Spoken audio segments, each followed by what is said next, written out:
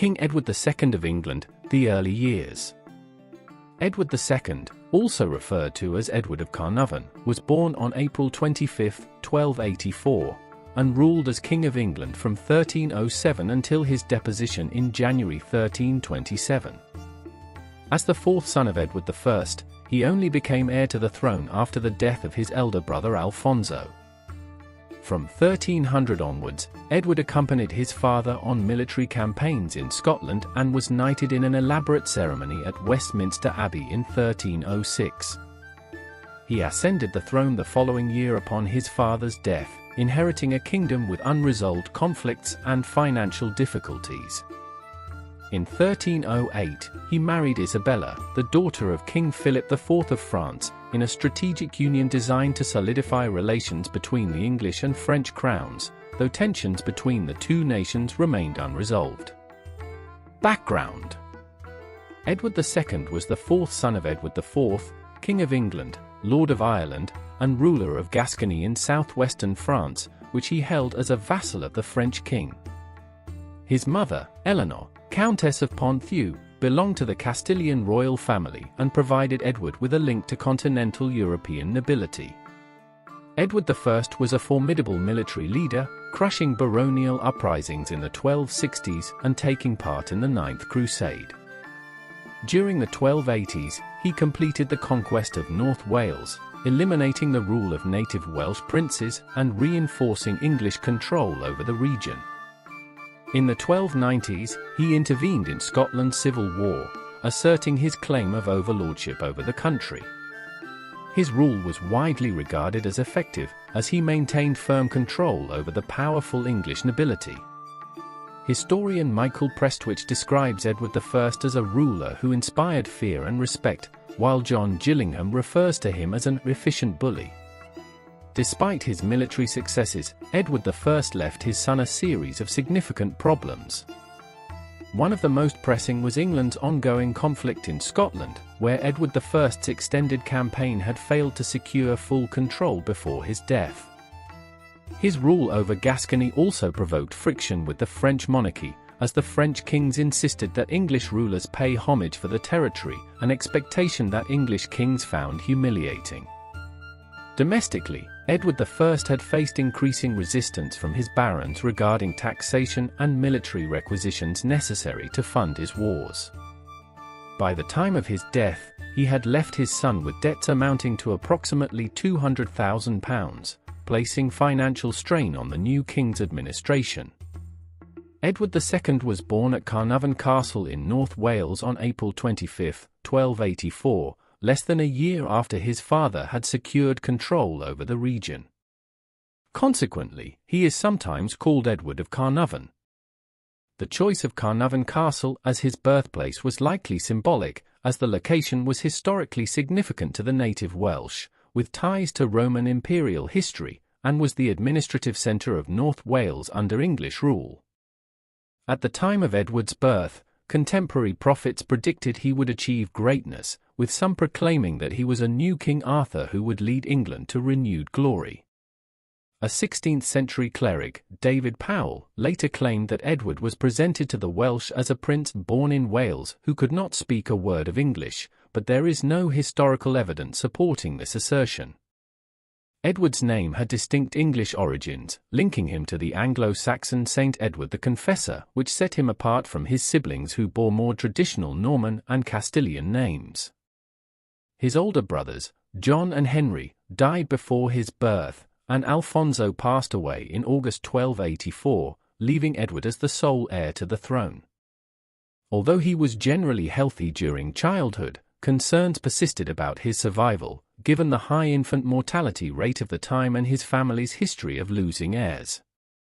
Following his birth, Edward was initially cared for by a wet nurse named Mariota, or Mary Maunzel, but after she fell ill, Alistair Laygrave took over as his foster mother. Edward had little direct contact with his biological mother, Eleanor, who spent much of his early years in Gascony with his father. He was assigned a dedicated household under the supervision of a clerk, Giles of Oudenarde, ensuring that he was raised with the proper education and preparation for his future role as king. Edward's early years were marked by political and military instability. While his father worked to expand English dominance in Wales and Scotland, Edward was raised in a royal environment that emphasized the importance of kingship and governance. However, he would later struggle to live up to the expectations set by his father's formidable legacy. As king, Edward II would face intense opposition from his barons, including figures such as Thomas, Earl of Lancaster, and the powerful nobles who resented his favoritism towards certain courtiers, such as Piers Gaveston. His reign was fraught with political turmoil, and he ultimately proved unable to maintain the authority and respect that his father had commanded. This led to his forced abdication in January 1327 and his subsequent imprisonment, marking a tragic end to his reign and life. Childhood, personality, and appearance. As Edward matured, the financial resources allocated to his personal household grew significantly, reflecting his increasing status. In 1293, William of Blythburgh was appointed as the administrator of his household, overseeing expenditures and logistics. It is widely believed that Edward received some degree of religious education, facilitated by the Dominican friars who were invited into his household by his mother in 1290. His discipline and training in essential royal skills, such as horseback riding and military tactics, were overseen by Guy Foray, a loyal follower of his grandmother. Foray's role as Edward's Magister suggests he played a crucial part in shaping the young prince's conduct and abilities. However, it remains uncertain how well educated Edward was, as there is little evidence to confirm his proficiency in reading and writing. Despite this ambiguity, his mother placed great emphasis on education for her other children, and Foray himself was considered a well-educated man for his time. Edward likely communicated primarily in Anglo-Norman French, the standard among English nobility, but he may have also possessed some knowledge of English and Latin. Edward's early years followed the typical pattern for a royal child of his era. He exhibited a keen interest in horses and horse breeding, ultimately becoming a skilled rider. His affection extended to animals in general, particularly dogs, with greyhounds being his favored breed. His correspondence reveals a playful and mischievous sense of humor, as he often joked about gifting his friends' animals with unappealing traits, such as stubborn horses or lazy hunting dogs incapable of catching prey. Unlike many of his contemporaries, Edward showed little enthusiasm for popular noble pastimes such as hunting and falconry. Instead, he had a deep appreciation for music, particularly Welsh compositions and newly developed instruments, as well as musical organs. Though he refrained from participating in jousting, whether due to a lack of aptitude or concerns for his safety, he was an ardent supporter of the sport, often watching and cheering from the sidelines. Physically, Edward grew into an imposing figure, standing tall and muscular, a feature that made him widely regarded as handsome by contemporary standards. He developed a reputation as a compelling public speaker, capable of delivering persuasive and charismatic addresses. Additionally, he was well known for his generosity toward his household staff, fostering a sense of loyalty and camaraderie among them. One of his more unusual traits, especially for a nobleman, was his enjoyment of physical labor. He took particular pleasure in activities such as rowing, hedging, and ditching, often spending time among lower-class workers. This behavior was unconventional for someone of his status and attracted considerable criticism from some members of the nobility, who viewed it as unbecoming of a royal prince. In 1290, Edward's father, King Edward I, solidified the Treaty of Berghem, which arranged for his 6-year-old son to marry Margaret of Norway. This union was intended to secure a stable future for Scotland, as Margaret held a potential claim to its throne. However, Margaret's untimely death later that year brought an abrupt end to these arrangements, leaving Scotland's succession uncertain. Tragedy continued to impact Edward's life as his mother, Eleanor, passed away shortly after Margaret, followed by his grandmother, Eleanor of Provence. King Edward I was profoundly affected by the death of his wife and organized an elaborate and solemn funeral in her honor. Following his mother's passing, Edward inherited the county of Ponthieu, adding to his growing responsibilities. Subsequent discussions focused on securing a marriage alliance with France, aiming to strengthen diplomatic ties and bring about lasting peace. However, these efforts faltered due to King Philip IV's unwillingness to cede control of strategic fortresses in Gascony. The failure to reach a compromise contributed to the outbreak of the Gascon War in 1294, further escalating tensions between England and France. Amid these conflicts, another marriage prospect emerged, a union with a daughter of Guy, Count of Flanders, who was engaged in rebellion against the French crown. However, this proposal also failed when King Philip IV intervened, ensuring that the prospective bride was sent to Paris, preventing the match from proceeding. As Edward navigated his youth and early adulthood, he continued to develop his own distinct personality, interests, and unconventional behaviors.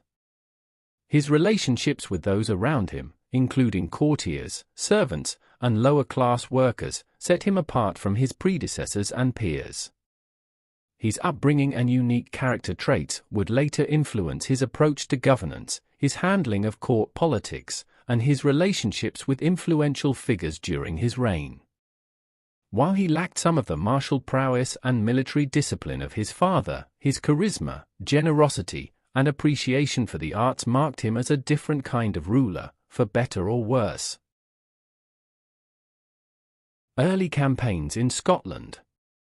Between 1297 and 1298, while King Edward I was engaged in a military campaign in Flanders against Philip IV of France, who had seized part of the English-controlled lands in Gascony, Prince Edward was left in England to serve as regent. Although young, this appointment gave Edward an early taste of governance, exposing him to the complexities of royal administration and court politics. Upon the king's return, a peace agreement was reached, leading to Edward I marrying Philip's sister, Margaret. As part of the treaty, Prince Edward was betrothed to Philip's daughter, Isabella, who was only 2 years old at the time. This strategic alliance was intended to end tensions over Gascony, as their future child would inherit claims to both the English and French thrones, potentially fostering lasting peace between the two rival kingdoms.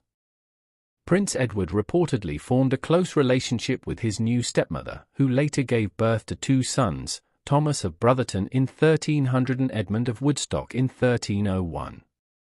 As king, Edward II would later show generosity to his half-brothers, granting them noble titles and financial support.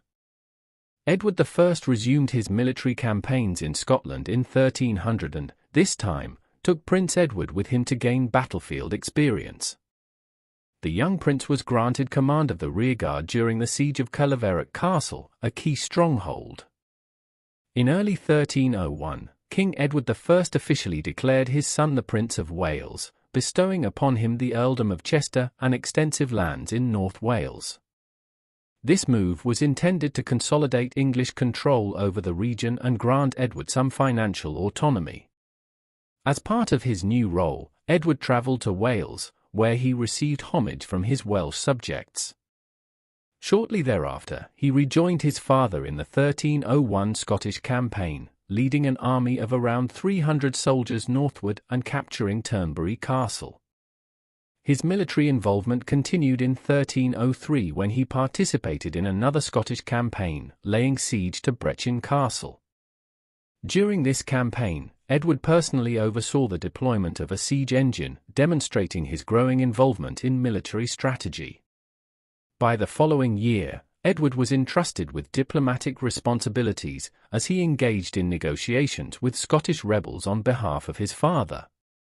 However, when diplomatic efforts failed, he joined Edward I in the siege of Stirling Castle, a decisive moment in the Scottish conflict.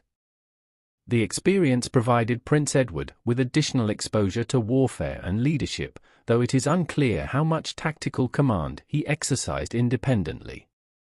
By 1305, tensions arose between Prince Edward and his father, largely due to disputes over finances.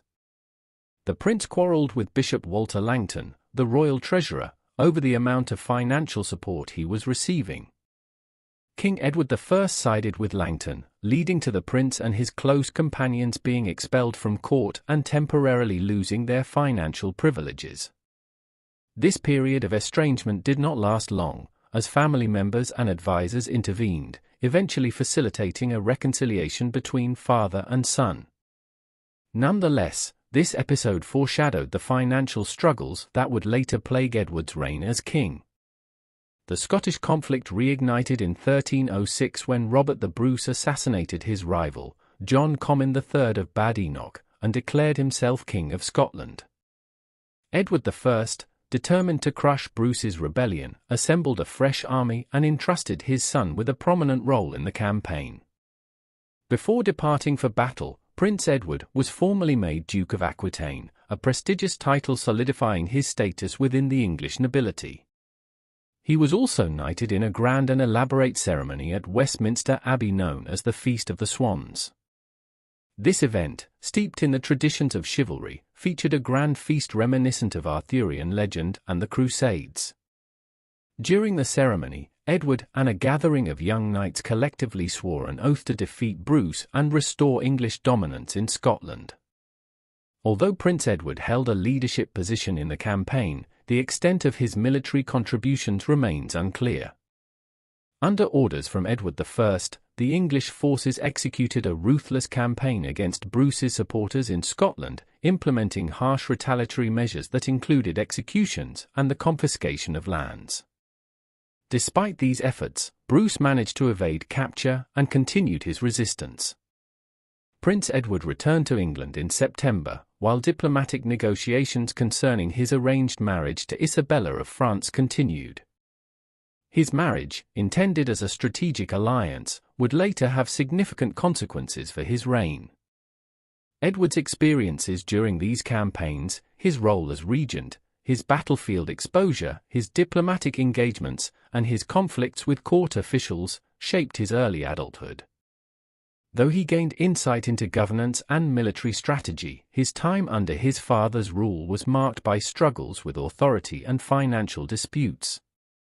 These experiences foreshadowed the challenges he would face as king, as he attempted to balance the expectations of nobility, military leadership, and diplomacy in a rapidly evolving political landscape. Piers Gaveston and Edward's close relationships. The relationship with Piers Gaveston. During Edward's early years, he developed an exceptionally close relationship with Piers Gaveston, the son of a household knight whose family held lands near Gascony. Gaveston entered Prince Edward's household in 1300, potentially at the behest of Edward I. Their bond quickly deepened, and Gaveston rose in status, first becoming a squire and later one of Edward's most trusted and favoured companions. By 1306, during the Grand Feast of the Swans, Gaveston was knighted by the king, marking his elevation in the royal circle. However, in 1307, Edward I abruptly exiled Gaveston to Gascony. The reason for this decision remains unclear, but one chronicler claims that Edward I flew into a rage when his son requested to grant Gaveston the county of Ponthieu, allegedly responding by violently yanking Edward's hair before ordering Gaveston's banishment. Official court records, however, suggest that this exile was temporary and well-funded, implying that it may have been more of a disciplinary measure than a complete severance. Gaveston's influence over Edward did not wane during his exile, and his return to England upon Edward I's death led to his rapid rise in power and wealth. Edward II, upon ascending the throne, granted Gaveston the title of Earl of Cornwall, a move that incited resentment among the English nobility. The nobility viewed Gaveston's elevation as inappropriate, seeing him as a foreign upstart unworthy of such prestige. Gaveston's arrogance and ostentatious displays of wealth only fueled their hostility, as he openly flaunted his favoured status, mocking senior nobles and asserting his influence at court. Speculations on Edward's sexuality. The precise nature of Edward's relationship with Gaveston has been the subject of considerable speculation among historians. Due to the scarcity of concrete evidence, it is challenging to determine whether their bond was purely one of intense friendship and political alliance or whether it extended to a romantic or sexual relationship. In medieval England, the Church strongly condemned homosexuality, equating it with heresy, making any potential romantic relationships between men a highly sensitive and dangerous subject. Both Edward and Gaveston were married and had children. Edward himself fathered an illegitimate son and was even rumoured to have been involved in a romantic affair with his niece, Eleanor de Clare. Despite the lack of definitive proof, contemporary sources provide some clues. An anonymous chronicler in the 1320s described how Edward felt such love for Gaveston that he bound himself to him before all other mortals with a bond of indissoluble love. This wording suggests an extraordinary emotional connection, although it does not confirm a physical relationship. The first explicit accusation that Edward engaged in same-sex relations did not appear until 1334, when Bishop Adam Allerton was accused of having described Edward as a sodomite in 1326. Allerton later defended himself, claiming he had actually been referring to Edward's advisor, Hugh Despenser the Younger, rather than the king himself. A chronicle from the 1390s, known as the Moe Chronicle, simply alleged that Edward indulged too much in the vice of sodomy, though without further context or corroboration. The question of Edward's sexuality is further complicated by the broader political landscape of the time. Accusations of sodomy were often wielded as political weapons against powerful figures, as seen in similar charges levied against Pope Boniface VIII and the Knights Templar in the early 14th century. Many historians believe that the allegations against Edward were at least partly politically motivated, intended to undermine his authority and justify opposition to his rule. Alternative interpretations and historical perspectives.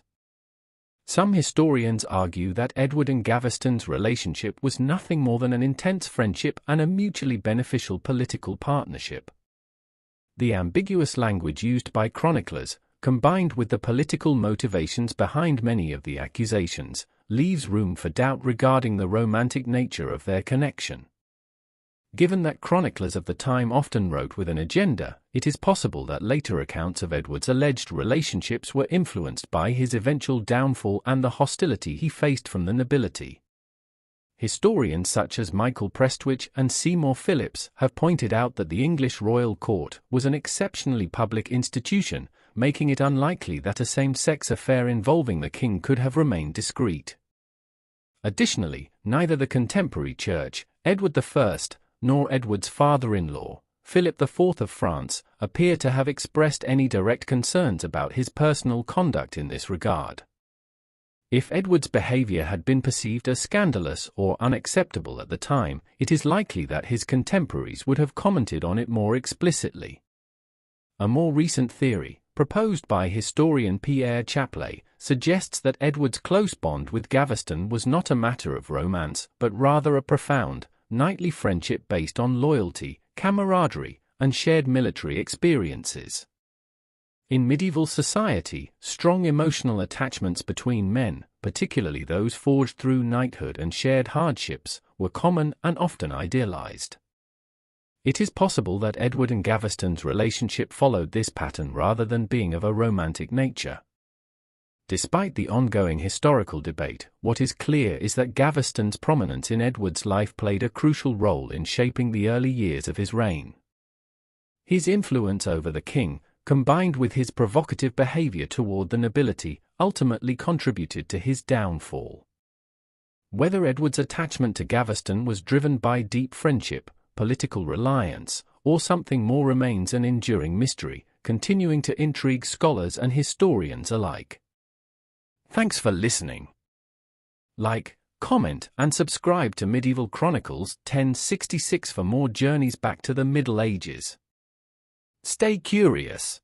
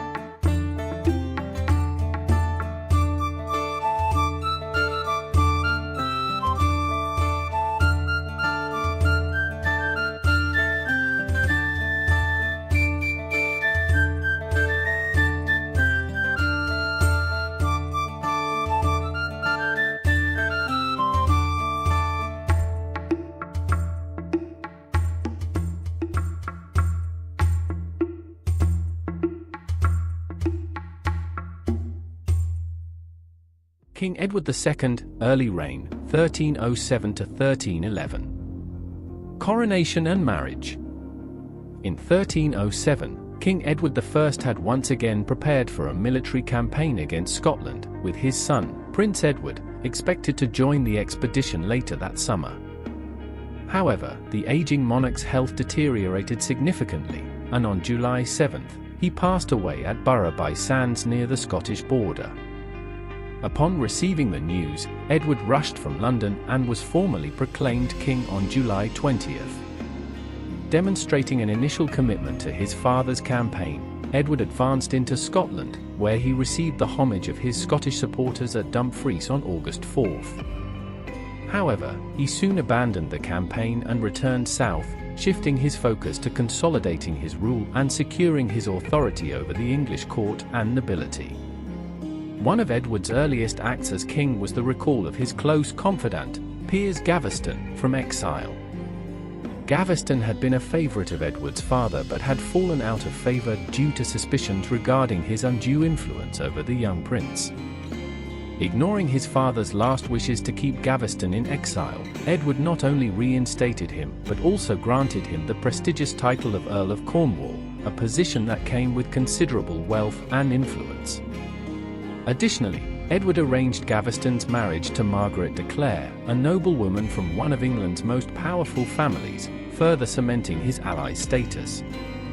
Gaveston quickly became a dominant figure at Edward's court, leading to resentment among the barons, who viewed him as an upstart with too much power. Edward also took steps against those he perceived as his father's adversaries. One of his key actions was the arrest of Bishop Walter Langton, the former Treasurer of England, whom Edward accused of financial mismanagement. Langton was dismissed from his post, signaling Edward's desire to remove officials closely associated with his father's administration. Meanwhile, Edward I's body was initially kept at Waltham Abbey before being transported to Westminster Abbey for burial.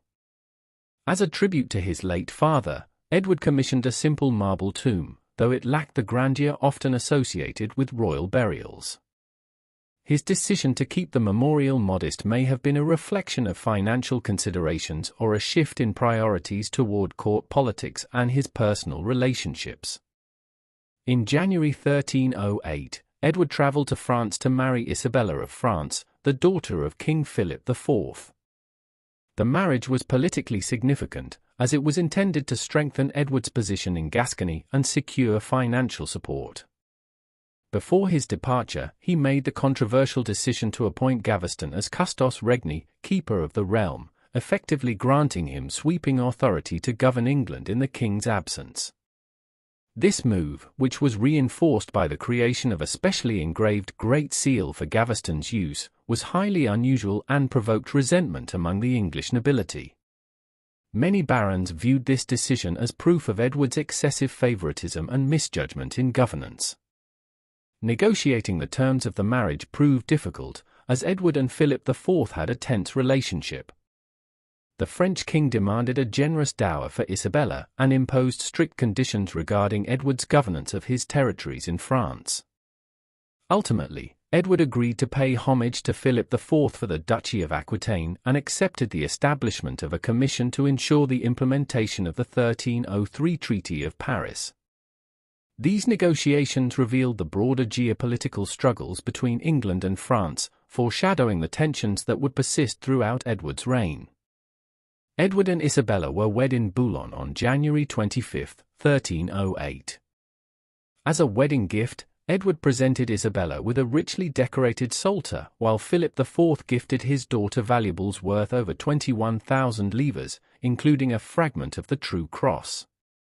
The newlyweds returned to England in February, where Edward had overseen lavish preparations at Westminster Palace for their coronation and wedding celebrations. The palace was adorned with luxurious marble tables, 40 ovens to prepare an extravagant feast, and even a fountain that dispensed wine and pimento, a popular spiced medieval beverage.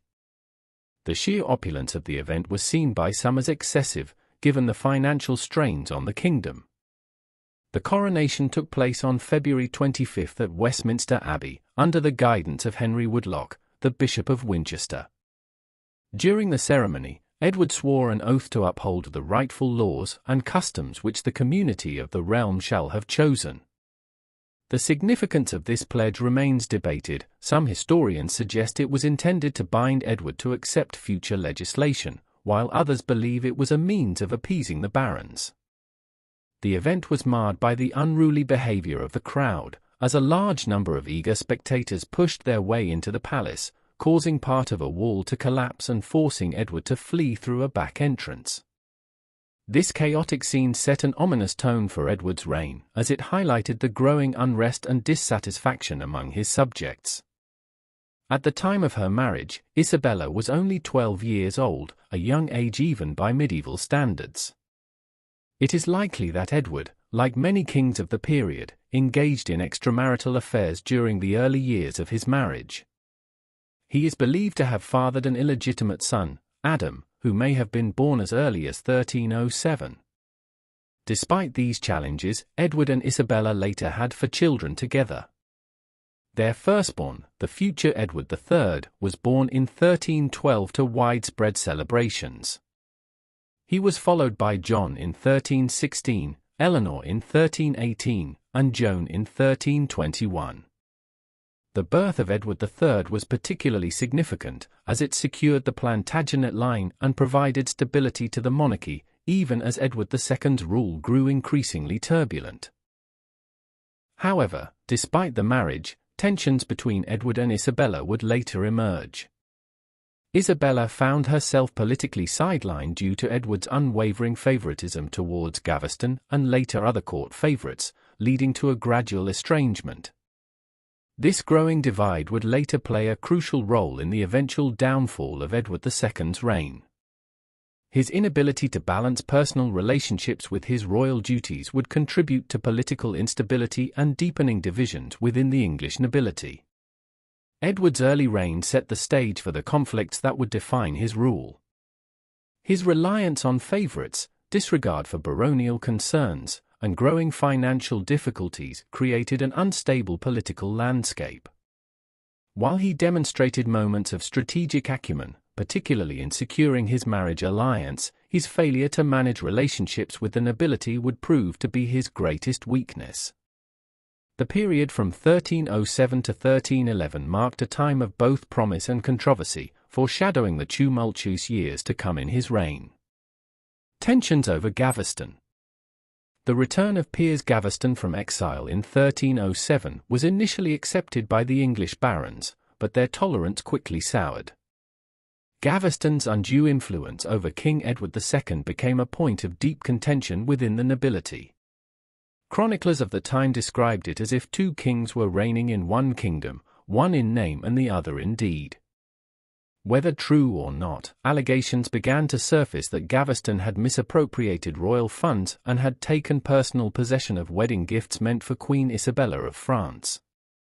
His presence at Edward's coronation only further incensed the nobility, particularly the French delegation, who viewed his lavish clothing, ceremonial precedence, and the king's open preference for his company over Isabella's as an outright insult. By February 1308, tensions had escalated to a crisis. When Parliament assembled, Edward aimed to discuss broader governmental reforms, but the barons made it clear that no such discourse could proceed until Gaveston was removed. The hostility in the chamber threatened to spill over into violence. Henry de Lacy, the respected and politically moderate Earl of Lincoln, intervened, persuading the barons to avoid open conflict for the time being. Yet this was a temporary reprieve, as a fresh parliament was convened in April, and the opposition to Gaveston had only intensified. Queen Isabella and her powerful French allies now joined the English barons in demanding his exile. Facing mounting pressure from all sides, Edward conceded and agreed to send Gaveston to Aquitaine, where he would be out of reach of his detractors. To ensure compliance, the Archbishop of Canterbury issued a warning of excommunication should Gaveston return. Edward, however, was unwilling to part with his favoured companion so easily. At the last moment, he changed course, appointing Gaveston as Lord Lieutenant of Ireland and sending him to Dublin instead. This allowed Gaveston to retain both status and influence while technically fulfilling the exile order. Meanwhile, Edward's plans for a renewed Scottish campaign were quietly abandoned, as political tensions at home took precedence. By August 1308, the focus had shifted entirely toward negotiations for governmental reform. Despite Gaveston's official removal, Edward worked relentlessly to engineer his return. Behind the scenes, he launched diplomatic appeals to Pope Clement V and King Philip IV of France, offering sweeping concessions in exchange for their support. Among these, he pledged to suppress the Knights Templar in England and release Bishop Walter Langton from imprisonment. Edward also sought to rally his own loyalists within England, arranging secret meetings with key barons and church officials throughout early 1309. By spring, a formidable opposition bloc had emerged, likely led by Thomas, Earl of Lancaster, one of the most powerful nobles in the realm. In an effort to reassert his authority, Edward convened another session of Parliament. The barons remained united in their opposition, refusing to approve Gaveston's return. However, they did propose a compromise. If Edward agreed to an extensive program of political reforms, they would grant him additional taxation to finance military operations in Scotland. Unwilling to sever his ties with Gaveston, but also aware of the financial necessity of securing funds, Edward offered assurances to the Pope that the dispute over Gaveston had been resolved, arguing that procedural irregularities had tainted the original exile decree. His appeals succeeded. Clement V annulled the threat of excommunication, opening the door for Gaveston's return. By June 1309, Gaveston was back in England, and Edward publicly welcomed him with great enthusiasm. The nobility, however, saw this as an act of outright defiance. When Parliament reconvened in July, Edward was left with no choice but to make substantial concessions. To placate his opponents, he agreed to curtail the powers of the royal steward and the marshal of the household, regulate the unpopular royal practice of purveyance, and repeal newly enacted customs duties. In return, Parliament granted Edward new taxes to fund the Scottish war effort. Though this appeared to be a successful compromise, it merely served as a temporary truce. The underlying tension surrounding Gaveston's unchecked influence and Edward's unwillingness to listen to his nobles festered in the realm's political stability. Over the following months, Gaveston resumed his dominant role at court, exacerbating the resentment of the nobility. Many barons viewed him as an arrogant upstart who openly mocked and belittled them. His penchant for bestowing insulting nicknames upon powerful lords, including the influential Earl of Lancaster, only deepened their animosity. His behavior, combined with Edward's unwavering devotion to him, ensured that opposition would only grow stronger.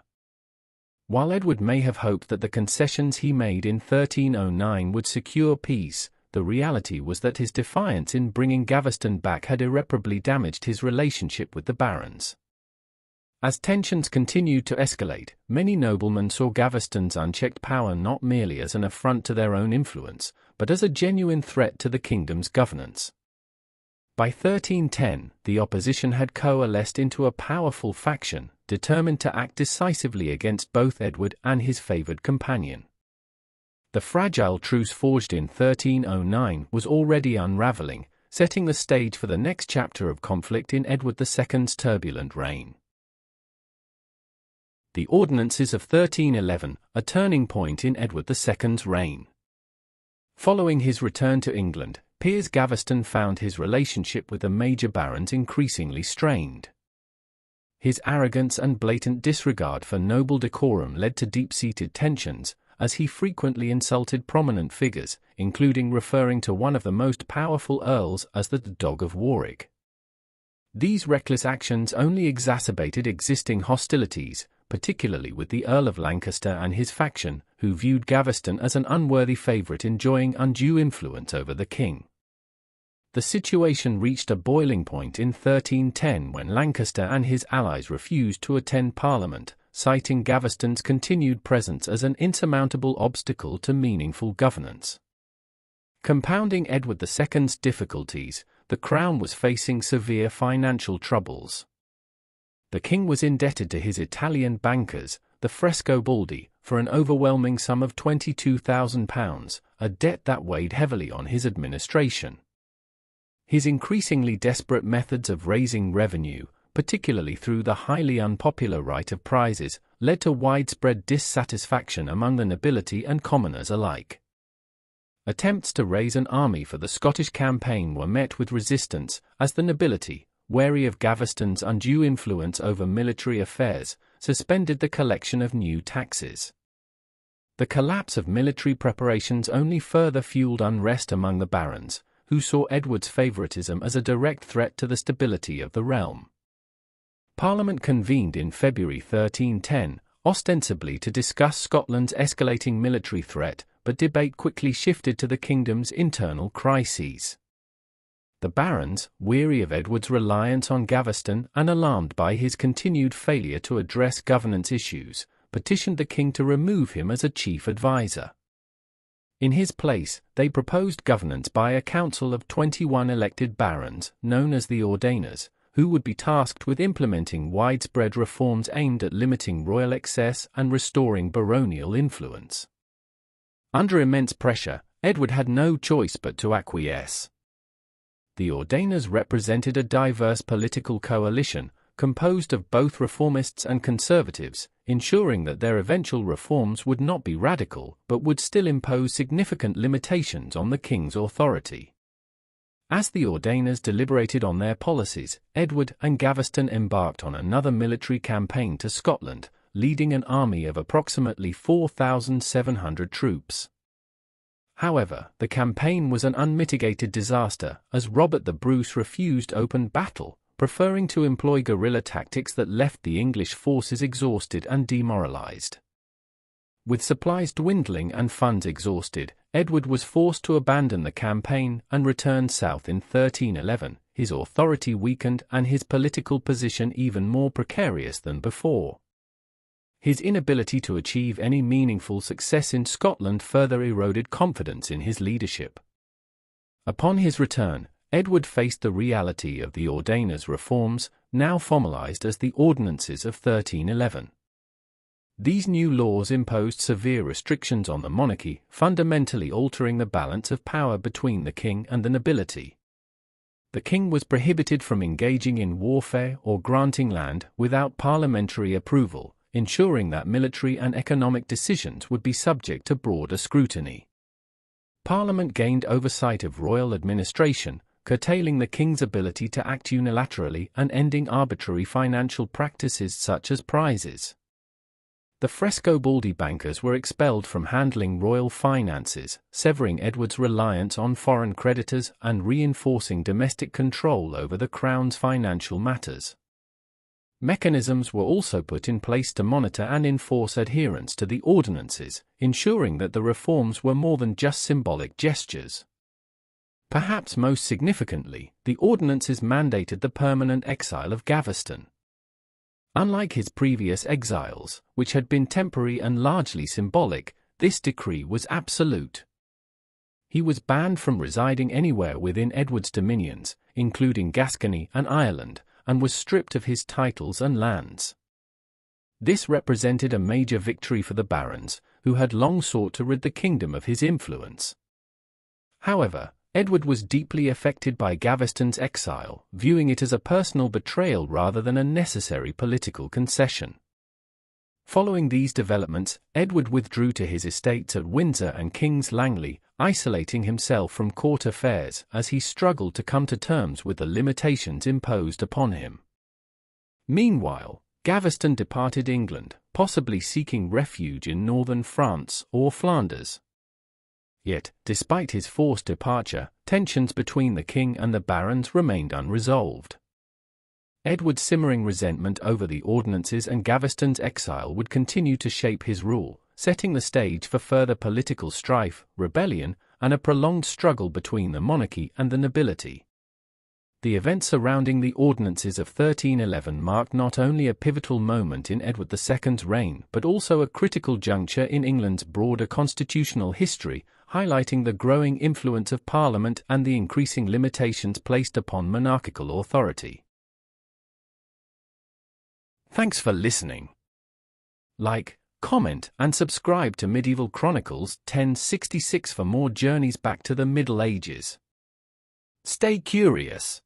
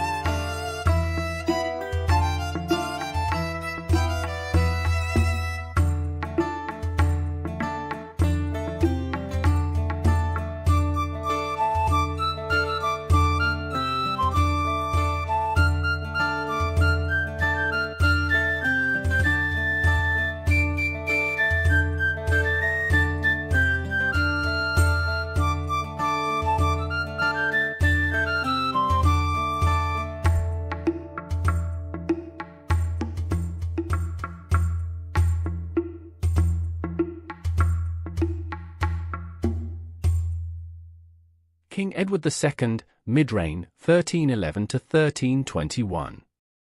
The death of Piers Gaveston and the escalation of conflict.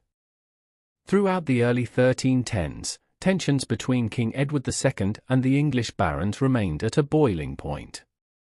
The discontent among the nobility, particularly regarding Edward's unwavering favoritism towards Piers Gaveston, had led to the imposition of the Ordinances in 1311, an attempt by the barons to curb royal authority and exile Gaveston permanently. However, Edward, unwilling to accept these constraints on his power, soon defied the barons by recalling his beloved companion from exile. This decision would prove to be a pivotal moment in the growing crisis of his reign. At the heart of the opposition was Edward's formidable cousin, Thomas, Earl of Lancaster. As one of the most powerful nobles in England, Lancaster held the titles of Earl of Leicester, Lincoln, Salisbury, and Derby, commanding an immense annual income of approximately £11,000, nearly double that of any other noble.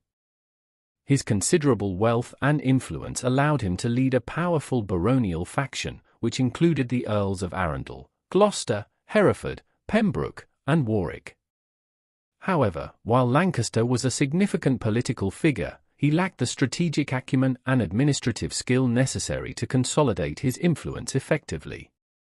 His leadership was more reactionary than visionary, driven by personal grievances rather than a coherent plan for governance. Edward's decision to revoke the ordinances and recall Gaveston in January 1312 enraged the barons, who viewed it as a direct challenge to their authority. The Archbishop of Canterbury swiftly excommunicated Gaveston, a severe spiritual punishment that further isolated him politically. In response, the barons convened in London to discuss their next course of action. Recognizing the risk of Gaveston seeking refuge in Scotland, they formulated a plan to capture him before he could escape. As tensions mounted, Edward, Queen Isabella, and Gaveston fled northward to Newcastle, seeking safety. However, they were relentlessly pursued by Lancaster and his allies, forcing them to make a desperate escape. Abandoning many of their belongings, the royal party fled by sea and landed at Scarborough, where Gaveston took refuge in the castle while Edward and Isabella made their way back to York. The king hoped to rally support and mount a defense, but Gaveston's situation soon became untenable. Capture and execution of Gaveston. Recognizing that resistance was futile, Gaveston surrendered to the Earls of Pembroke and Surrey under the assurance that his life would be spared. When he was taken into custody, he was found to be in possession of a vast collection of gold, silver, and jewels, raising suspicions that he had plundered the royal treasury. While these accusations may have been exaggerated, they provided further justification for his enemies to act against him. On the journey south, Gaveston was temporarily housed in Deddington, Oxfordshire, under the guard of the Earl of Pembroke, who, at the time, left to visit his wife. Seizing this moment of vulnerability, Guy de Beauchamp, Earl of Warwick, took it upon himself to abduct Gaveston. Warwick, who bore a deep personal hatred for Edward's favourite, forcibly removed him from Deddington and transported him to Warwick Castle. By the 18th of June, 1312, Lancaster and his faction convened at Warwick Castle to determine Gaveston's fate. A swift and informal trial was held, where he was declared a traitor under the provisions of the ordinances. The barons, acting without royal sanction, had no legal authority to execute Gaveston, yet they proceeded regardless. The next day, on the 19th of June, Gaveston was taken to Blacklow Hill, a desolate location outside Warwick, and summarily beheaded on Lancaster's orders. His body was left unburied for 3 years, a grim testament to the hatred his enemies bore him. It was not until 1315 that he was finally laid to rest at King's Langley Priory, where Edward later built a lavish tomb for his fallen companion. Aftermath and escalating conflict. Gaveston's brutal execution deepened the animosity between Edward and the nobility. The king was devastated by the loss of his closest confidant, and though he was powerless to act immediately, he never forgave Lancaster and his allies for what he saw as a blatant act of treason. The rift between the monarchy and the barons widened, setting the stage for further civil unrest and armed conflicts that would define the remainder of Edward's troubled reign. The repercussions of Gaveston's death extended beyond mere personal grief. Edward became increasingly determined to reassert his authority, leading to a series of escalating confrontations with the baronial factions. His marriage to Queen Isabella, initially a source of political stability, also began to suffer as tensions mounted. Isabella, while loyal to Edward in his early reign, grew frustrated with his inability to govern effectively and his ongoing reliance on court favorites. As political instability deepened, she would eventually play a critical role in Edward's downfall. Meanwhile, Lancaster and his faction continued to consolidate their power, acting as the de facto rulers of England, yet their own internal divisions prevented them from forming a truly unified front. In many ways, Lancaster's opposition to Edward was more about personal vengeance than a strategic plan to improve governance. His failure to provide effective leadership left England in a state of political paralysis, further exacerbating tensions that would soon erupt into open warfare. Edward, despite his grief, sought allies both domestically and abroad.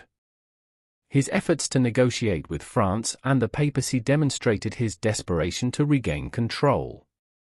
However, his reliance on another favorite, Hugh Despencer the Younger, further alienated the nobility.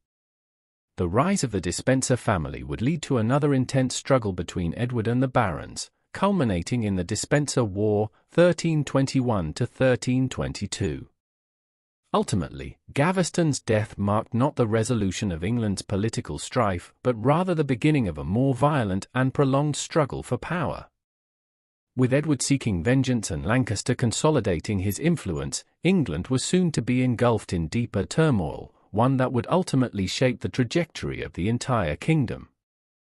The unresolved tensions, personal rivalries, and shifting alliances of this period would pave the way for the rebellion, war, and eventual deposition of Edward II in the years to come. Tensions with Lancaster and France. Reactions to the execution of Piers Gaveston were deeply divided. King Edward II was both enraged and heartbroken over what he perceived as a treacherous murder of his dearest companion. His grief soon turned into a relentless drive for vengeance. Edward made immediate provisions for Gaveston's widow and child, ensuring their financial security, and openly declared his intent to punish those responsible for his friend's death. The execution had only deepened Edward's determination to reassert his authority and challenge the baronial factions who had defied him. Among the nobility, the aftermath of Gaveston's death was tumultuous. The Earls of Pembroke and Surrey, initially part of the opposition to Gaveston, were deeply unsettled by the manner of his execution. They viewed Warwick's unilateral decision to kill Gaveston without a formal trial as both dishonorable and a dangerous precedent, as it challenged the very notion of due process in noble disputes. These concerns prompted Pembroke and Surrey to shift their allegiance to Edward, offering him a crucial opportunity to regain lost ground. However, the Earl of Lancaster and his faction, which included Warwick, Hereford, and Arundel, remained resolute in their belief that Gaveston's execution had been justified. They defended their actions as necessary to uphold the ordinances and maintain the stability of the realm, seeing Edward's favoritism toward Gaveston as a threat to England's governance. Tensions between Edward and Lancaster escalated to the brink of civil war, as each side began mobilizing forces. However, diplomacy prevented immediate conflict. By December 1312, the Earl of Pembroke negotiated a peace treaty between Edward and the rebellious barons. The proposed agreement would pardon the nobles involved in Gaveston's execution in exchange for their renewed loyalty and participation in a fresh campaign against Scotland. Lancaster and Warwick, however, refused to immediately approve the agreement, prolonging tensions through most of 1313. The prolonged stalemate left England in a fragile state, with an uneasy truce keeping outright conflict at bay. Diplomatic maneuvers with France. While England remained divided internally, Edward sought to strengthen his position internationally. He turned his attention to England's strained relationship with France, where disputes over the governance of Gascony, a valuable English territory in the south of France, had long remained unresolved. Seeking to negotiate a settlement and secure diplomatic support, Pembroke led negotiations with the French crown, aiming to diffuse tensions. As part of this effort, Edward and Queen Isabella traveled to Paris in June 1313 to meet with Philip IV of France, Isabella's father. Edward viewed this diplomatic mission as an opportunity to secure favorable terms in Gascony, but he also hoped to gain Philip's support in his struggle against the rebellious barons. Meanwhile, Philip IV saw the visit as a chance to demonstrate his grandeur, reinforcing his image as one of Europe's most powerful rulers and reminding Edward of France's superior wealth and influence. The visit to Paris turned into a lavish and politically significant event. The highlight was a grand knighting ceremony at Notre Dame de Paris, where Edward and Philip jointly knighted Philip's sons and over 200 noblemen. Elaborate banquets along the River Seine, opulent feasts, and an oath to embark on a joint crusade to the Levant reinforced the bond between the two monarchs. While the promise of a crusade was largely symbolic, the negotiations proved fruitful. Philip granted lenient terms for resolving the disputes in Gascony, offering Edward a much-needed diplomatic victory. The visit was marred only by an accidental fire in Edward's quarters, which caused substantial damage but did little to dampen the overall success of the mission. Strengthening Edward's position. Edward's return from France in late 1313 marked a turning point. His newfound diplomatic successes bolstered his standing, and the loyalty of Pembroke and Surrey provided him with additional political leverage. Determined to consolidate his authority, Edward intensified negotiations with Lancaster and Warwick, urging them to accept a compromise. By October 1313, an agreement was finally reached, closely resembling the December 1312 peace treaty. A critical factor in Edward's strengthened position was the dramatic recovery of royal finances. For the first time in his reign, Edward's government was financially secure, owing to several key financial initiatives. Parliament approved new taxation measures, while Edward secured a loan of 160,000 florins, £25,000, from the Pope and an additional £33,000 from Philip IV. Furthermore, his alliance with the Italian banker Antonio Pisano ensured a steady flow of credit, allowing Edward to fund both his court and military campaigns more effectively than before. This financial stability granted him the resources necessary to strengthen his administration and prepare for future conflicts. Growing struggles and future conflicts. Though Edward's immediate position had improved, the underlying tensions between the monarchy and Lancaster's faction had not disappeared. The baronial opposition had been momentarily pacified, but deep-seated grievances persisted. Lancaster, Warwick, and their allies continued to view Edward's reliance on personal favourites with suspicion, fearing that he would soon elevate another royal companion in the mould of Gaveston. Their concerns proved to be well-founded. By 1315, Edward began favouring a new courtier, Hugh Despenser the Younger. Despenser's rapid rise to prominence caused fresh outrage among the nobility, as he quickly became the king's closest advisor and confidant.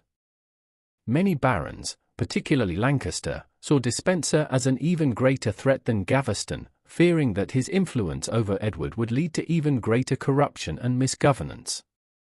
As Edward entered the later years of his reign, the delicate truce between the monarchy and the nobility began to crumble once more. The growing dominance of Despenser and his family provoked widespread resentment, leading to renewed hostilities between Edward and his baronial opponents. The fragile peace achieved in 1313 could not withstand the mounting tensions, and by 1321, England was once again on the verge of civil war. The conflict that followed, known as the Despenser War, 1321–1322, saw Lancaster and his allies rise against Edward in open rebellion. The king, now better funded and politically more experienced, launched a vigorous response. Unlike in previous conflicts, Edward successfully crushed the rebellion, ultimately capturing and executing Lancaster in 1322. This decisive action temporarily secured Edward's rule, but it also further alienated many nobles, deepening the crisis of his reign. Edward's turbulent relationship with his barons, his financial maneuvering, and his diplomatic efforts with France all shaped this volatile period of English history. The Despenser War and the subsequent fallout paved the way for Edward's eventual downfall, as resentment against his rule continued to grow. By 1326, the seeds of rebellion planted during these years would culminate in his deposition and imprisonment, bringing his troubled reign to a dramatic and ignominious end. Thanks for listening. Like, comment, and subscribe to Medieval Chronicles 1066 for more journeys back to the Middle Ages. Stay curious. The Battle of Bannockburn.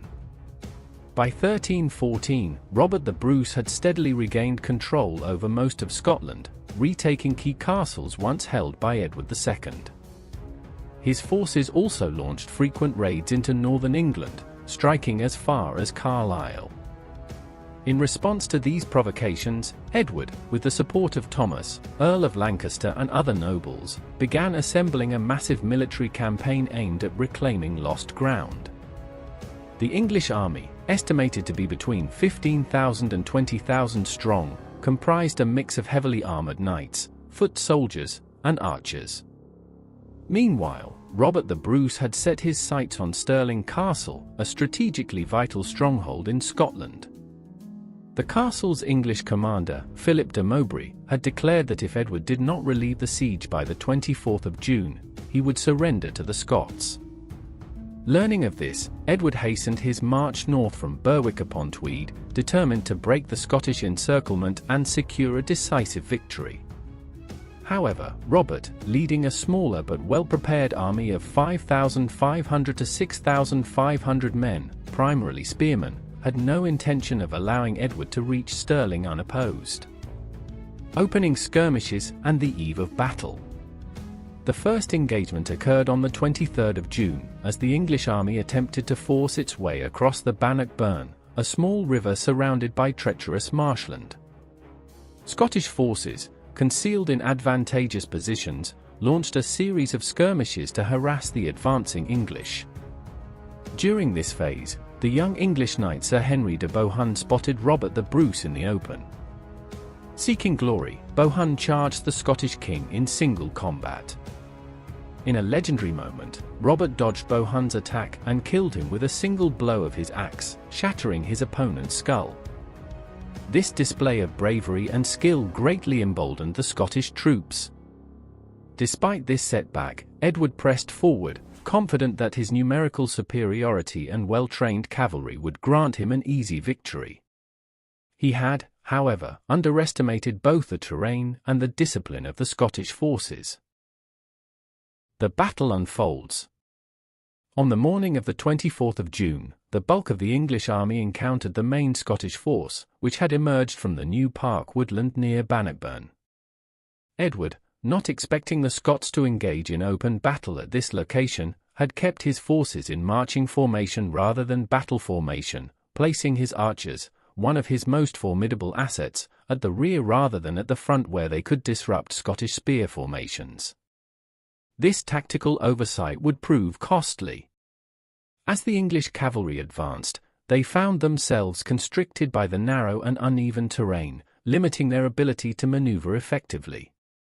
Robert's disciplined schiltrons, or spear formations, held firm against repeated cavalry charges. With each successive assault, the English knights became trapped in the swampy ground, making them easy targets for the Scottish spearmen. The lack of space and ineffective coordination turned what should have been a display of English military might into a chaotic slaughter. Edward's archers, belatedly brought forward to provide support, initially caused heavy Scottish casualties. However, Robert countered by sending his light cavalry to outflank and disperse the English longbowmen, depriving Edward's forces of their best means of breaking the schiltrons. With the English army now in complete disarray, panic set in among the ranks. Edward's escape and the aftermath. As the battle reached its climax, the English commanders struggled to restore order. Edward himself remained on the battlefield, unwilling to accept the possibility of defeat. However, as the situation deteriorated, the Earl of Pembroke forcibly pulled the king away, realizing that further resistance would only result in his capture or death. With Scottish forces hot on their heels, Edward and his retinue fled southward, barely escaping the battlefield. In his retreat, Edward vowed to establish a Carmelite religious house in Oxford if he survived, a promise he later fulfilled. He eventually reached Dunbar, from where he took a ship back to Berwick before continuing to York. Meanwhile, Stirling Castle, deprived of reinforcement, fell to the Scots shortly after.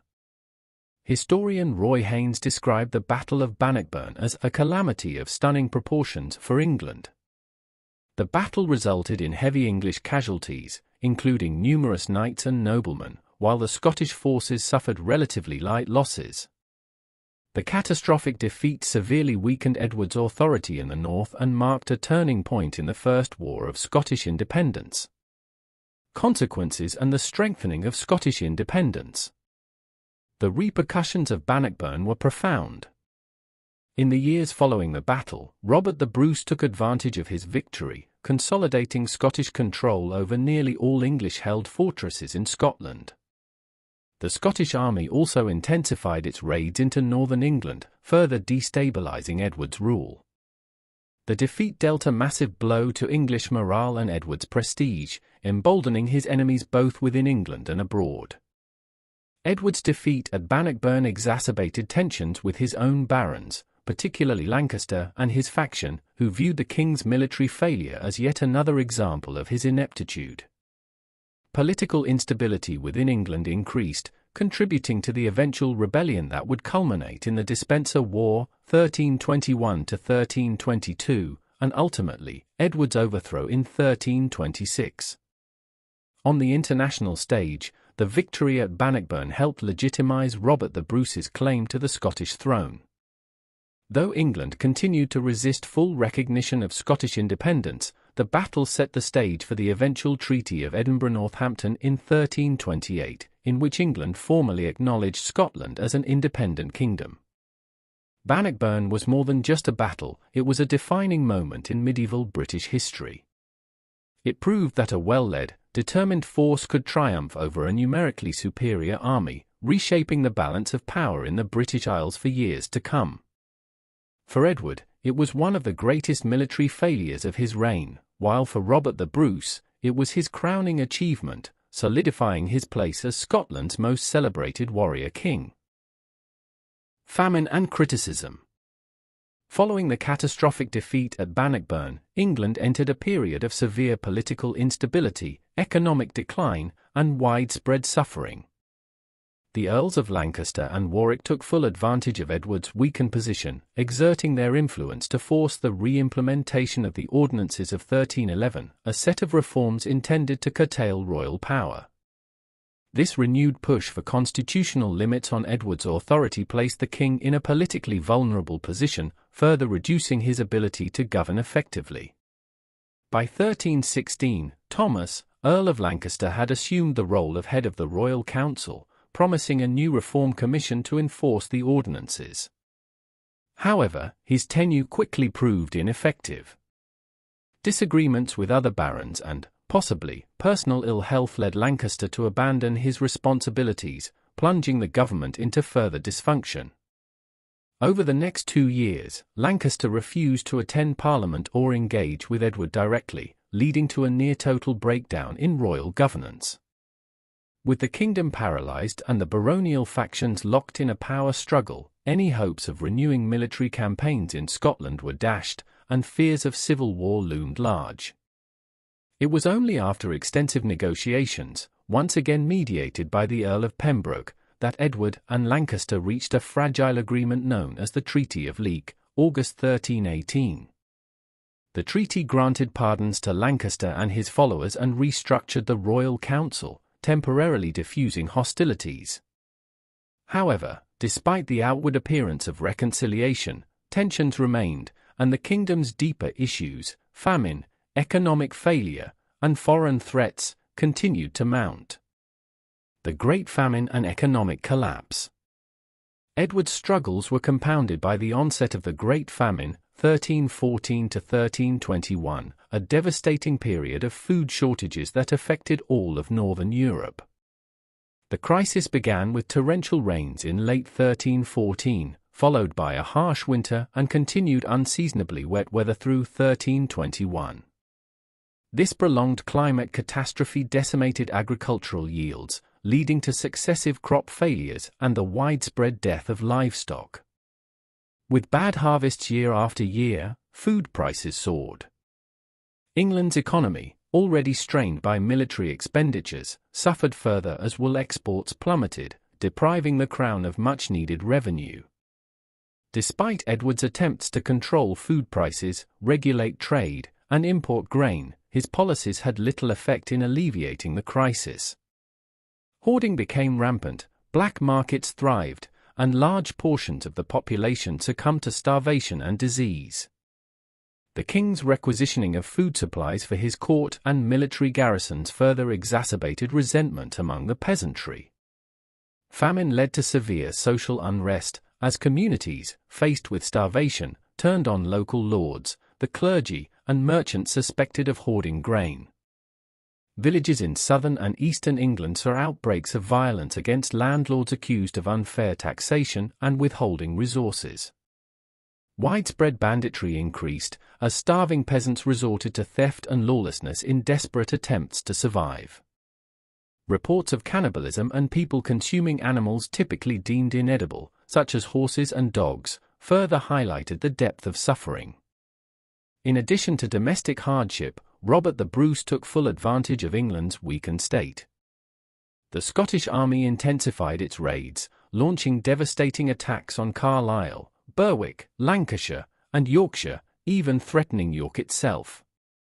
In response, Edward mobilized an expensive but ultimately failed military campaign in 1319 to curb the Scottish incursions.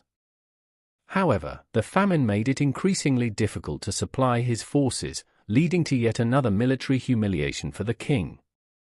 Adding to England's woes, Robert's brother, Edward Bruce, led a Scottish invasion of Ireland in 1315, where he declared himself High King of Ireland. The campaign lasted for 3 years, further draining England's military resources. It was only in 1318 that Edward Bruce was finally defeated at the Battle of fought by Edward II's justiciar in Ireland, Edmund Butler. Bruce's severed head was sent back to Edward II, serving as a rare moment of victory amidst the ongoing turmoil. Domestically, discontent boiled over into open rebellion. Revolts broke out in Lancashire, Bristol, and Glamorgan, 1315 to 1316, forcing Edward's government to divert resources to suppress the unrest. Though these uprisings were swiftly crushed, they reflected the widespread anger and desperation gripping the kingdom. Blame, criticism, and religious backlash. Amidst famine and political crisis, many in England began interpreting the country's hardships as divine punishment for Edward's failures. Clerics and chroniclers described this period as the evil times of Edward II, a condemnation of the king's inability to lead his people effectively. Criticism of Edward was often personal. His perceived lack of martial prowess, his unconventional interests, and his reliance on favourites drew scorn from many quarters. Chronicles mocked his interest in rural hobbies such as ditch digging and thatching, activities considered unworthy of a king. A particularly bizarre episode occurred in 1318, when a mentally ill man named John of Powderham appeared in Oxford, claiming that he was the true Edward II, while the sitting king was a changeling swapped at birth. Although John was swiftly executed, his claims resonated with a public eager to find explanations for the king's perceived inadequacies. The incident only reinforced the belief that Edward lacked the legitimacy and capability to rule. The rise of royal favourites and growing hostility. Despite widespread opposition, Edward continued to favour certain courtiers, bestowing upon them vast lands and titles, further alienating the nobility.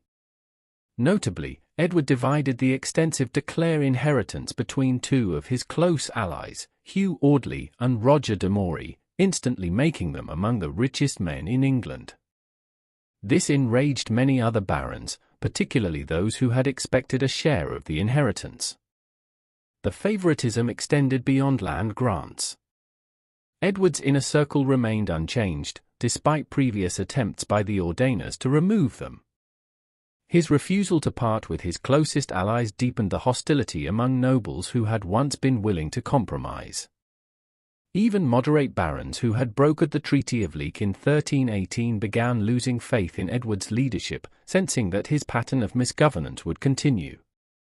Violence seemed inevitable as opposition hardened against the king. Towards rebellion and civil war. The combination of political stagnation, economic devastation, failed military campaigns, and blatant favoritism created a climate ripe for rebellion. By the early 1320s, Edward's grip on power was slipping rapidly. Many of his former allies had abandoned him, and his increasingly erratic decision-making only fueled further resentment. The seeds of civil war had already been sown. It was no longer a question of if Edward's rule would be challenged, but when. The next phase of Edward's reign would be defined by internal strife, betrayals, and, ultimately, his dramatic downfall at the hands of his own barons. Thanks for listening. Like, comment, and subscribe to Medieval Chronicles 1066 for more journeys back to the Middle Ages. Stay curious. Later reign, 1321 to 1326, the Despencer War. By 1321, tensions that had been simmering for years between the English barons and the royal favourites, the Despencer family, finally erupted into full-scale civil war. The roots of this conflict lay in the increasing influence of Hugh Despencer the Younger, who, through his marriage into the powerful de Clare family and his position as the King's Chamberlain, had rapidly expanded his holdings and influence in Wales at the expense of the Marcher lords. His father, Hugh Despencer the Elder, had been a trusted servant of both Edward II and his father, Edward I. However, the younger Despencer's unchecked ambition provoked resentment among powerful nobles, including the Earl of Lancaster, the Mortimer family, the Earl of Hereford, and newly elevated lords such as Hugh Audley and Roger de Moray. Edward, however, increasingly relied on the Despensers for advice and was particularly close to Hugh the Younger, whom chroniclers noted he'd loved dearly with all his heart and mind. The uprising against the Despensers.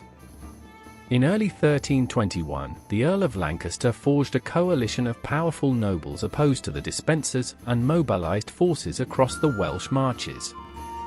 By March, Edward and Hugh the Younger, realizing the gravity of the situation, traveled westward in hopes of negotiating a peaceful resolution. The moderate Earl of Pembroke, who had previously mediated conflicts, declined to intervene this time. With diplomacy failing, open hostilities erupted in May. The rebel lords rapidly seized the Despensers' lands with the support of discontented gentry. By June, Lancaster convened a high-level assembly of barons and clergy, formally condemning the Despensers for violating the ordinances, a set of reforms meant to curb royal excess. By July, the opposition had occupied London, further pressuring Edward. Fearing he might be deposed, the king reluctantly agreed to the exile of the Despensers and issued pardons to the rebel lords. Yet, Edward secretly harboured plans for vengeance. With the help of Pembroke, he cultivated a loyalist faction consisting of his half-brothers, a few supportive earls, and key members of the clergy. His first target was Bartholomew de Badlesmere, the former steward of the royal household, who had defected to the opposition. Edward's political maneuvering was strategic. By isolating individual opponents, he began to dismantle the rebel coalition.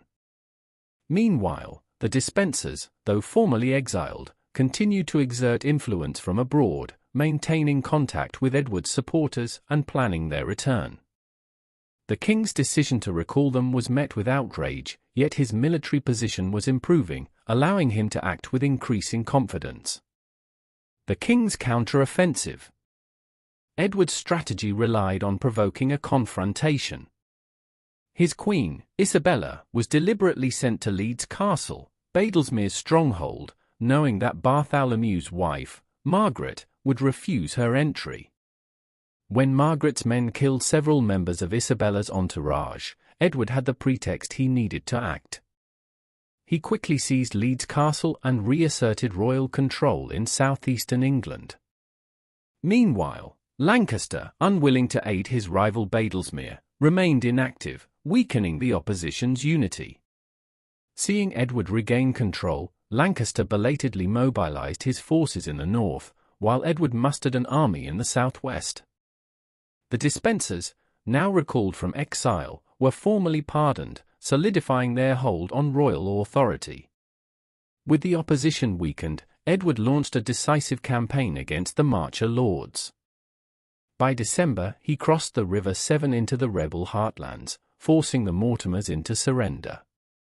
Despite these setbacks, some rebels, including Roger de Moray, Hugh Audley, and the Earl of Hereford, sought to rally by joining Lancaster in the north. Lancaster had besieged the royal castle at Tickhill, but with Edward's forces pressing forward, he retreated. The king pursued them, and on March 10, 1322, Lancaster's army was intercepted at Burton-on-Trent. Outnumbered, Lancaster withdrew without engaging in battle, attempting to escape northward. His retreat, however, proved disastrous. As he moved north, local support for his cause waned, and the royal army, bolstered by reinforcements, gained momentum. Edward's forces continued their pursuit. Lancaster, desperate and increasingly isolated, sought aid from the Scots, but his request went unanswered. By mid-March, Andrew Harclay, a trusted commander of Edward, intercepted Lancaster at Boroughbridge. The ensuing battle on March 16 was brief but decisive. The king's forces, superior in both number and strategy, crushed Lancaster's army, leaving the Earl with no choice but to surrender. The defeat of Lancaster and the aftermath. Edward and Hugh the Younger met their fallen enemy at Pontefract Castle, where Lancaster was subjected to a brief and one-sided trial. Found guilty of treason, he was executed on March 22, 1322, marking a dramatic reversal of fortune for the once powerful Earl. His execution sent a chilling message to any remaining opposition, solidifying Edward's control. With Lancaster dead and the rebel coalition in ruins, Edward and the Despensers cemented their grip on power. Over the following years, the king embarked on a campaign of retribution, confiscating lands, imprisoning enemies, and ruthlessly suppressing any lingering resistance. His punitive measures extended beyond the battlefield. Loyalists of Lancaster were stripped of their estates, and many were imprisoned or executed. The crown redistributed lands to royal supporters, strengthening Edward's rule while alienating much of the nobility. Despite his victory, Edward's increasing dependence on the Despensers created fresh problems. Their unchecked influence bred resentment, particularly among the Queen and the remaining disaffected nobles. The Despensers' greed knew no bounds. They accumulated vast wealth, engaged in corrupt practices, and aggressively pursued their interests, further alienating the court. By 1324, Queen Isabella, previously a loyal supporter of Edward, had become estranged from her husband. Her growing enmity toward the Despensers placed her in a precarious position. Edward's neglect of the Queen's concerns and his continued favoritism toward Hugh the Younger created a dangerous rift. This division deepened when Isabella was sent to France in 1325 on a diplomatic mission, where she allied with Roger Mortimer, one of Edward's most dangerous enemies. The seeds of Edward's downfall were thus sown. In 1326, Isabella and Mortimer launched an invasion of England with a modest but effective force. Their advance was met with widespread support from disaffected barons and commoners alike. The king, abandoned by many of his supposed allies, found himself unable to mount a meaningful defense. As Mortimer's forces closed in, Edward and Hugh the Younger attempted to flee but were captured in November. The triumphant rebels executed Hugh the Younger in a gruesome public display, and Edward was deposed in early 1327, marking the end of his troubled reign. Though Edward had briefly restored royal authority through military triumph, his reliance on the Despensers and failure to reconcile with his barons proved fatal. His defeat was not merely the result of military loss, but a failure to maintain the loyalty of the nobility, whose dissatisfaction ultimately led to his dramatic downfall. The Despenser War, therefore, was not just a conflict over territory or influence, it was a turning point in English history, a struggle over governance, loyalty, and the limits of royal power. Edward as king. Kingship, government, and law. Edward II's reign is widely considered a failure, plagued by mismanagement, excessive favoritism, financial instability, and an inability to assert strong leadership.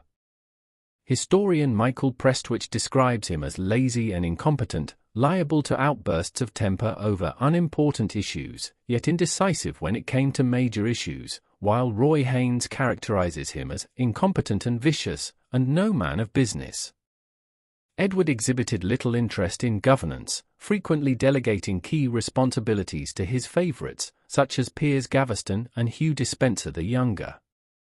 Historian Pierre Chaplet argues that Edward was not so much an incompetent king as a reluctant one, preferring to rule indirectly through his closest allies rather than making decisions himself. Edward's favoritism had severe political repercussions. While he attempted to secure the loyalty of the broader nobility through land grants and financial incentives, his clear preference for certain individuals led to widespread resentment and political instability. His failure to maintain a functional balance of power among his vassals contributed to the ongoing civil conflicts that defined his reign. Despite his general lack of interest in administration, Edward did occasionally engage with governance, particularly in areas of law and finance, but these moments were inconsistent and did little to counteract the broader dysfunction of his rule. One of Edward's most persistent challenges was a severe shortage of funds. He inherited considerable debts from his father, Edward I, with an estimated £60,000 still outstanding by the 1320s. To mitigate this financial strain, Edward frequently replaced treasurers and financial advisors, but his erratic approach and frequent taxation led to widespread unpopularity. He relied on forced loans, excessive taxation, and the royal right of prize to requisition goods and money.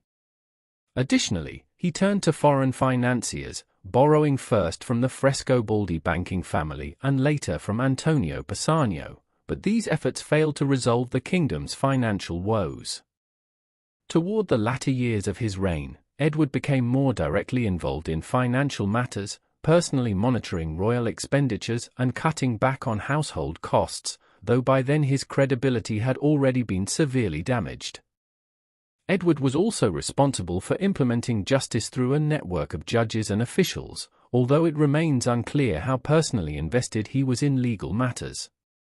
He appeared to be somewhat involved in the early years of his reign and became more engaged after 1322. He frequently employed Roman civil law to justify his policies and protect his favorites, a decision that alienated supporters of traditional English common law. His favoritism, particularly toward the dispensers, further undermined the legitimacy of royal justice, as the dispensers manipulated legal systems to serve their own interests. Meanwhile, lawlessness became rampant across England, with armed gangs terrorizing local populations and eroding confidence in the Crown's ability to maintain order.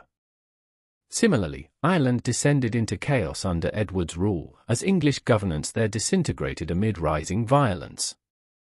During Edward's reign, Parliament evolved into a more significant political institution. Historian Claire Valente notes that while parliamentary sessions were still as much an event as an institution, they increasingly became forums for political negotiation and decision-making. After 1311, Parliament began including representatives from the knightly and burgess classes, laying the groundwork for what would eventually become the House of Commons. However, the primary opposition to Edward's rule came from the barons, not Parliament itself, though the barons often sought to use parliamentary gatherings to legitimize their demands.